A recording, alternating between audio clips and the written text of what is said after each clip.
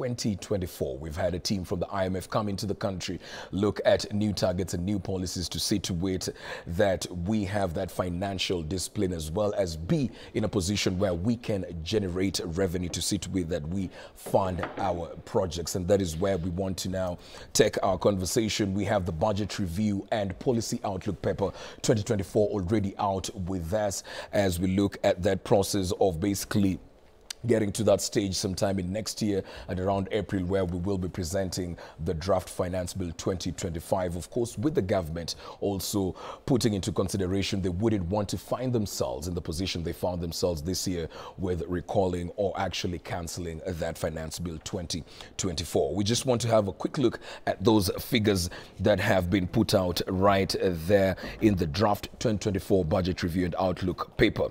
Total spending has been set at 4.15 trillion, development budget allocated at 701 billion, while the recurrent expenditure has been set at 3.05 trillion. Treasury is targeting an additional revenue of 325 billion in taxes. Total revenue targets, including appropriations in aid, we're looking at 3.415 trillion. Ordinary revenue targets are standing at 2.196, Fiscal deficit at 689.4 billion to be covered by borrowing, as well as domestic loans at 522.7 billion and external loans at 166.7 billion. Ambitious numbers right there. And to kickstart this conversation, I just want to join Honorable Makale Mulu, who's joining us virtually. Mheshimiwa, can you get me? Yeah, I can hear you. Yes, Mheshimiwa, we have that paper already out and the estimates have come in. Just to offset us, we're looking at a total budget spending at the 4 trillion mark. Could we say this is ambitious and we are literally looking at getting back to the point we were in the previous financial year? Oh, thank you very much. What is happening is the budget review and outlook paper is actually not officially out. It will be approved by cabinet around 30th September. What has happened is we have a draft, which is an indication of what will be presented to the cabinet before it comes to its table in the parliament. And when you look at what we normally, the short form of it, we call it BROP, the budget review and outlook paper. What it does is to review the current budget in terms of implementation, and on the basis of that, provide an outlook of the next budget. So looking at the current budget 2024-2025, you realize that not much has been done in terms of implementation because of the challenges the government is facing. I'm sure you are aware that when we did the first supplementary, which was triggered by failure of the finance bill 2024, we had to carry over some expenditure items like the count allocations, which had not been released, of about 30 billion, and there was also about 13 billion carryover CDF money. So on the basis of that, you realize that the implementation has faced challenges. So even as they try to provide an outlook for the next financial year, which is 2025-26, we are already not implementing much in terms of 2024-25. And I think I agree with you. What you are saying is that even when you look at the figures they have proposed, some of the figures do not appear to be realistic. Currently, in the immediate just last budget, we registered in terms of revenue collection, we are not able to collect up to about 300 billion. So in a situation where you've not collected about 300 billion, the finance bill 2024 was not able to go through Parliament. Obviously, you can see that we have serious challenges in terms of collecting. You have seen the CS Treasury, my friend Honorable Mbandi, saying that he might be able to introduce some other alternative ways of collecting that money by amending some specific acts of Parliament, other than bring a finance bill, which is obvious. We call it an omnibus because it amends then other acts. So from the revenue side, automatically we are facing a challenge. Okay. When it comes to the expenditure side, it is good that they have reduced, because during our supplementary budget one, we had to reduce projected expenditure to be able to be within our possible, our project collection. So generally, it's a very messy situation. And I can tell you for sure, when you look at most of the projected things in terms of expenditure, revenue, pending bills payments, issues to do with the public debt, we are facing a serious challenge. Okay. And I think really this year is not going to be easy, I can tell you for sure. Okay. All right. Well, let me just come to you, Vivian. Now, we're looking at these estimates that have been stipulated in that draft BRP, and we're looking at a notable, about 35% downward revision of spending in terms of development spending, and that recurrent expenditure has witnessed a slight increase of about 1.02%. So from this outlook, it looks like Treasury's language of rationalization is with regards to basically increasing that recurrent expenditure and decreasing development spending. So what are we looking at basically in terms of delivery of key projects in the next financial year, if this is what we're looking at in terms of estimates? In my view, actually, I don't think we should allocate so much money to quote-unquote development projects until we get our expenditure and revenue, collection right. And that means managing our austerity measures very well. That means managing corruption and areas where we lose revenue, because you find that a lot of these development projects, especially the big infrastructure projects, are actually budgeted corruption. It's like we budget, yes, but the money ends up, going to just the pockets of many of the elite. So these development projects are a conduit and are excuse that have been used many times just as a way of, people close to those in power, people in the elite getting big contracts and getting, cutting deals and making their money. So if what it takes is cutting back on these development projects and streamlining our system such that our revenue, the revenue we collect, can support at least our recurrent expenditure, then in my view, it would be better to cut back on some of these, infrastructure, big development projects, and until we get to a place where we have a good system that works. We don't have severe revenue losses through corruption, and our austerity measures are actually working. Otherwise, it's an exercise in futility, and it's just measures put in place to enrich a few. Okay. That's my view. All right. Well, Owidi, Vivian talks about budgeted corruption, and even looking at some of the measures the Treasury is trying to look at moving into the new year is what we call zero budgeting. But when you're looking at zero budgeting and looking at that figure of the fiscal deficit being placed at 689.4 billion, which translates to about 3.5% of our GDP, this has to be funded by borrowing. So what are we looking at here basically in terms of hitting those targets that have specifically been set by an IMF, and at the same time we're looking at Treasury that's looking at reducing the critical taxes in the medium term? What we see at this point in time is what is going to form a budget proposal. What the budget of Kenya needs to look like. And where do we get these figures? These figures, we get them from various government agencies, state departments, and such. They come together and converge at Ministry for Onward Convergence at the Treasury. Then the Treasury puts out, this is what the Kenyans want to spend. But it is at this point that now we begin to regulate. We begin to say, okay, this agency is demanding this much for this development. We can cut that because our revenue will not meet that. This agency is demanding this much for recurrent. We can do away with ABCD because our revenue is this much. So by the time this thing will be presented to Parliament, that is the time we can begin to talk about why is the borrowing too big or such like things. But as of now, it is a work in progress.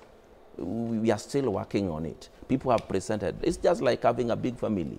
And each member of the family brings their budget and they converge at the father's table. Before he takes his pen to cut down or add, that is not the budget of the family. Yeah. Before this is now ready to be presented to Parliament as a budget proposal, it remains a draft budget proposal.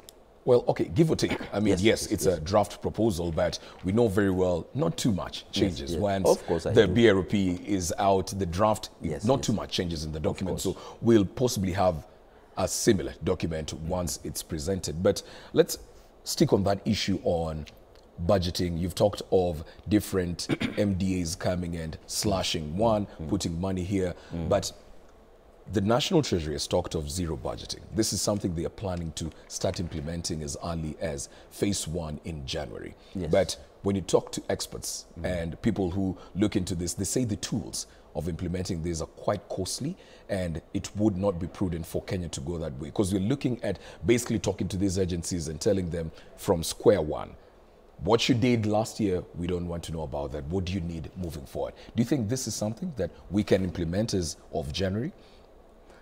Yeah, but I think I want to also, before I even get to that, to note about the cut in development expenditure vis-a-vis the recurrent expenditure. Yeah. You know, development expenditure is very easy to cut because there is no individual who will complain or will take you to court that you have cut this which was rightfully due to me. So that is the reason why it is easy to cut development expenditure and leave recurrent expenditure as it is. Okay. Yes. Well, let's just have another issue here, man. Let's get to that issue on medium term. Vivian, the medium term goals we're looking at right here when you're speaking about reduction of these taxes. He's spoken, that is the CS, spoken about reducing the income tax and the corporate tax. These are critical taxes in terms of generating revenue. So I'm trying to understand how they're going to balance out this issue of generating taxes, hitting this figure of they're talking about additional taxes in 325, and also you speaking about issues pertaining to budgeted corruption. How then are they going to strike that balance moving forward? I think from where I sit, I think the whole idea, the bigger picture is to sort of widen the tax base by touching on things like corporate tax. It means, you know, businesses can at least begin to pick up again. A lot of businesses took a serious economic hit right from the time of COVID, and most of them still haven't recovered. So you find that, you know, a lot of government raises a lot of taxes through pay as you earn, you know, from employees who are employed. And if businesses are not doing well, it means maybe you have less employees. Reducing something like corporate tax means, you know, more businesses can, you know, now begin to invest maybe money into growing the business. And that will allow somewhat, especially for manufacturing, will allow businesses to begin to grow and thrive. So the overall effect should be that instead of getting a big chunk from corporate A, you know, you're getting maybe the same from 5 or 6 corporates that will now spring up because, you know, these taxes have been reduced. And the same goes for like just VAT or any other tax that's, you know, being reduced, because that means that now instead of collecting tax from just say 1 million Kenyans, you know, you're collecting it from 2 million, 3 million. So the volume is wider, is bigger. It's bigger. And I think that's what we should have done, like from the beginning, as opposed to squeezing, you know, the 1 million people you're taking taxes from are the ones you want to take 50% of their income. It's ridiculous. So I think it would be in the medium to long term, it should be a better move that would see at least the economy thrive, and also, you know, slightly less tax means a little bit more disposable income, even for Kenyans. And it would reduce the pressure that the government is currently facing about you're collecting taxes, but we're not seeing where it's going. So the thing is just to make sure they balance that out with the expenditure. Where is the money we are collecting being spent on? Because we don't want these stories of 4.8 million being spent on hospitality at State House every day. That's not a priority for us as Kenyans. All right. Yeah, we want to see more money going into, teachers, the police service, agriculture, tourism, because these are the things that, raise revenue for Kenya. So put money in the sectors that bring revenue for the country. Have more money, into tourism, into agriculture, into manufacturing and things like that, into education, so that we are not always seeing strike after strike after strike. Okay. Well, let me come back to you, Honorable Makali. Now, let's talk a bit about borrowing and look at those figures. Domestic borrowing has been forecasted for 2025-26 at 522 billion. This is down from the 563 billion that we saw in the earlier forecast. And when you're looking at external borrowing, it has been enhanced to 166 billion from 103.7 billion. Now, it seems like in as much as we try to run away from this cancer of external borrowing, we cannot seem to actually run away from it. And we also have a president who on a day-to-day basis keeps on telling Kenyans that we are not going to borrow anymore. And that right here is the case. From where you sit from, what are we not being truthful to ourselves about in terms of seeing this external borrowing being tamed? Maybe before I come to external borrowing, let me comment about three things my colleagues have said. Yeah. The issue of budget implementation, we are facing challenges because of exchequer release. Exchequer release is the cash to do the work. So you realize that the budget has programs and projects, but the actual money to be sent to the MDAs to do the work, we are facing challenges. Number two, anytime you reduce development budget, it is the development budget which triggers economic growth, not the recurrent budget. So anytime you reduce development budget, it means then you are trying to minimize your economic activities, and on the basis of that, the projected economic growth then becomes an issue.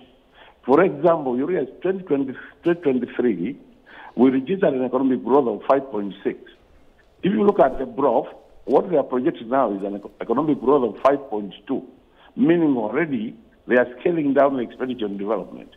Now, if you go further and reduce the development budget further, then it means automatically you are not likely to register the growth of 5.2. The third item is the issue of what you have raised, the issue of borrowing. If you look at the projected borrowing, they have changed the mix.